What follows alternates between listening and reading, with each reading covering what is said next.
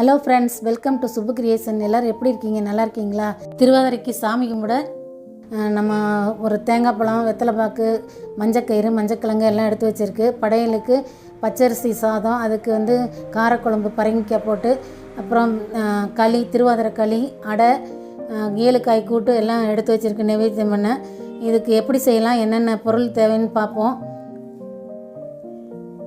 இதுக்கு முதல்ல திருவாதிரை களி செய்கிறது எப்படின்னு பார்க்கலாம். அதுக்கு 1 டம்ளர் பச்சரிசி எடுத்து வச்சுருக்கு. அதுக்கு 3/4 கப்பு அதே டம்ளரில் பாசிப்பருப்பு எடுத்து வச்சுருக்கு. இப்போ பாசிப்பருப்பை நம்ம நல்லா வெறும் கடாயில் போட்டு வறுத்துக்கணும். வாசம் வர வரைக்கும் வறுத்து தனியாக எடுத்து ஆற வச்சுக்கலாம். அப்புறம் அரிசியை கழுவிட்டு நல்லா தண்ணியை வடிச்சிட்டு கடாயில் போட்டு இது போல் வறுத்துக்கணும். இப்போ ரெண்டையும் சேர்த்து மிக்சியில் போட்டு நல்லா நைஸாக அரைச்சிக்கலாம்.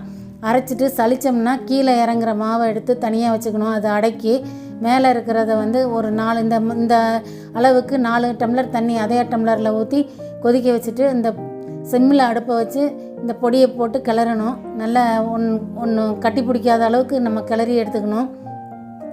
எடுத்துட்டு இந்த பாத்திரத்தை குக்கரில் தண்ணி ஊற்றி அதுக்கு உள்ளே வச்சு மூடி போட்டு 2 விசில் விட்டு எடுத்தோம்னா நல்லா வெந்துடும் அந்த அரிசியும் பருப்பும். இதுக்கு வெல்லம் அதே அளவு 1.25 கப்பு எடுத்து வச்சுருக்கு. அதை ஒரு கடாயில் போட்டு தண்ணி ஊற்றி கரைஞ்சது வடிகட்டிட்டு இது போல் பாகை எடுத்து வச்சுருக்கு. பாகுக்கு பதம் இல்லை, கொஞ்சம் கெட்டியாக எடுத்துக்கணும். அதுக்கு ஏலக்காய் நுணுக்கி போட்டுக்கலாம். அது கூட சுக்கு பொடி போடணும். சுக்கை நுணுக்கி சலிச்சிட்டு போட்டுக்கலாம். இதுக்கு 1/2 மூடி தேங்காய் எடுத்து வச்சுருக்கு.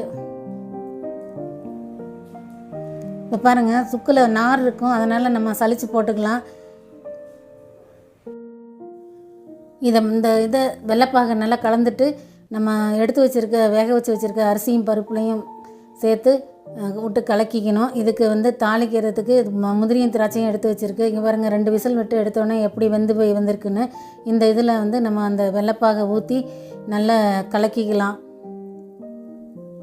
கலக்கிட்டு அடுப்பில் வச்சு ஒரு 2 நிமிஷம் கிண்டினோம்னா எல்லாம் ஒன்று சேர வந்துடும். இதுக்கு எடுத்து வச்ச தேங்காய் பூவையும் சேர்த்துக்கலாம். எல்லாத்தையும் போட்டுட்டு கடைசியாக ஒரு 2 நிமிஷம் அடுப்பில் வச்சு கிளறணும்.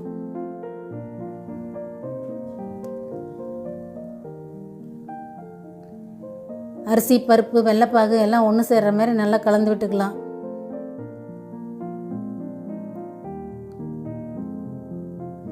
நல்லா கலக்கிட்டு அதுக்கப்புறம் அடுப்பில் வச்சு கிளறணும். முதலையெல்லாம் வெங்கலப்பானையில் வச்சு செய்வாங்க.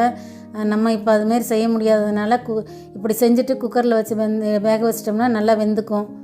இப்போ பாருங்கள், நெய் ஒரு கடாயில் வச்சுருக்கு. அதுக்கு முந்திரியும் திராட்சையும் நம்ம வறுத்து போடணும்.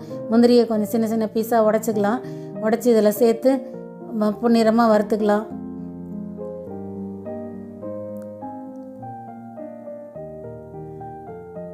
அது கூடவே பாதி வறுப்பட்டோன்னே திராட்சை பழத்தையும் போட்டு வறுத்துக்கலாம்.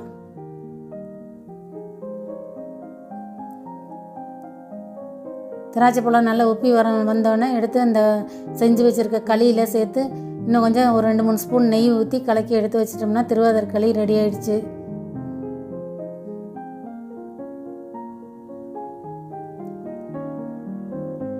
அவ்வளோதான் ஃப்ரெண்ட்ஸ். இதுக்கு அடுத்து நம்ம அடையை செய்யலாம்.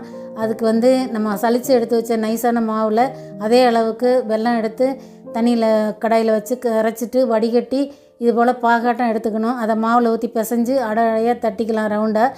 அதை நெய்யோ அல்லது எண்ணெயோ வச்சு பொரிச்சு எடுத்தோம்னா அடை ரெடி ஆகிடுச்சு. அதுக்கப்புறம் 7 காய் கூட்டு.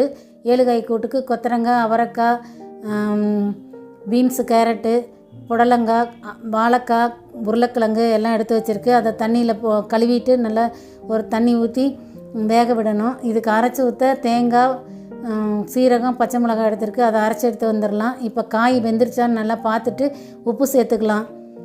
இந்த கூட்டுக்கு தேவையான உப்பு சேர்த்தாச்சு. இந்த காய்க்கு அரைச்சி ஊற்றுறதுல வர கொத்தமல்லி, வரமிளகாயெல்லாம் சேர்த்து அரைச்சும் பண்ணுவாங்க. இந்த ஊற்றுறதுக்கு பதிலாக நம்ம இப்படி தான் பச்சை மிளகாய் போட்டு தான் அரைச்சி ஊற்றுவோம்.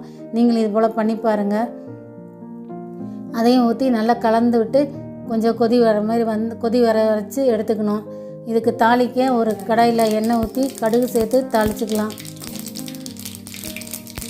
தாளித்து கொட்டி கலக்கி விட்டோம்னா 7 காய் கூட்டு ரெடி ஆகிடும். இந்த காய்க்கு உருளைக்கிழங்கு பதிலாக சேனக்கிழங்கும் சேர்த்துக்கலாம்.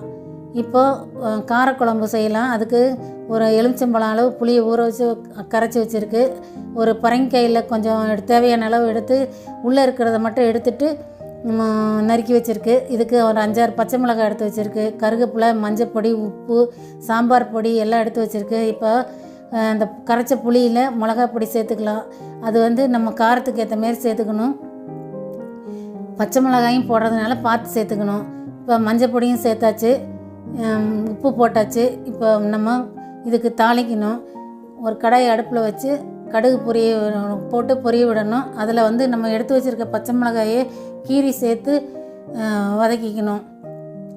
அது கூடவே தேவையான அளவு ஒரு 1/2 ஸ்பூன் பெருங்காய பொடி சேர்த்துக்கலாம். எல்லாத்தையும் நல்லா வறுத்துட்டு இந்த புளியில் சேர்த்துக்கணும்.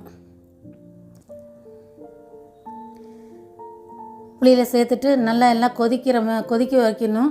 கொதிக்க வச்சுட்டு இந்த அளவுக்கு வந்தோடனே பரங்கிக்காயை சேர்த்து வேக விட்டு குழம்பு கெட்டியாகி பரங்கிக்காய் வெந்ததுக்கப்புறம் எடுத்துட்டோம்னா காரக்குழம்பு ரெடி. சாப்பாட்டு அரிசி, பச்சரிசியை சமைச்சு சாமிக்கு நெய்வேத்தியம் பண்ணுறதுனால தனியாக எடுத்து வச்சுருக்கு. நீங்களும் அதுபோல் சாதம் வச்சுக்குங்க. இப்போ பாருங்கள், படையலுக்கு ரெடியாக இருக்குது. இதுபோல் நீங்களும் செஞ்சு பாருங்கள் ஃப்ரெண்ட்ஸ். உங்களுக்கு பிடிச்சதுன்னா எனக்கு கமெண்ட்ஸ் பண்ணுங்கள், உங்கள் ஃப்ரெண்ட்ஸுக்கு ஷேர் பண்ணுங்கள். என்னோடய சேனலை சப்ஸ்கிரைப் பண்ணி பெல் ஐக்கான் ப்ரெஸ் பண்ணிங்கன்னா என்னோடய வீடியோஸ் உங்களுக்கு உடனுக்குடன் வரும். தேங்க்யூ ஃபார் வாட்சிங் ஃப்ரெண்ட்ஸ்.